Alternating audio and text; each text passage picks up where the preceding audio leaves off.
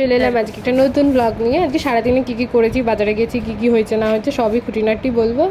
আর good মর্নিংটা একটু পরে বলবো। দেখো কারা কাদের সাথে আমি গুড মর্নিং বলছি। এখন আমরা বাজারে যাব, কিন্তু তার আগে গুড মর্নিংয়ের জন্য এরা আছে আমার, যাদেরকে আমি গুড মর্নিং বলি, তাই না? আমাদের বাজার বাড়ি থেকে 10 মিনিটের মতো, তো আমরা বাজারে এসেই গেছি মোটামুটি মায়ের সাথে গল্প করতে করতে। একটা বুদ্ধ মন্দির পেরিয়ে এই যে সোজাসুজি আমাদের এই বাজার, আমরা এখন বাজারে চলে গেছি।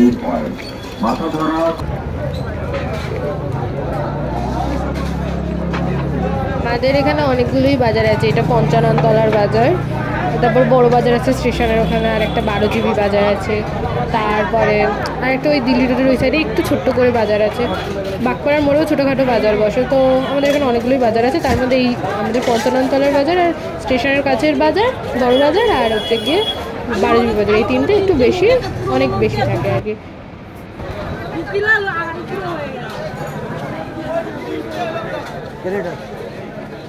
এখানে আজকে আলু, পেঁয়াজ, একটু টমেটো, কাঁচা লঙ্কা, আর হচ্ছে কি এখানে এসেছিলাম পুদিনা পাতা দেখতে, তো মিন্ট পেয়ে গেছি তো নিয়ে নিলাম।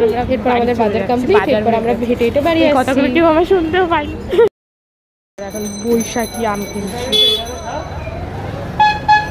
পাখি আম কিনে নেওয়ার পর বাড়িতে একটু সবাই মিলে বিরিয়ানি বানিয়েছি।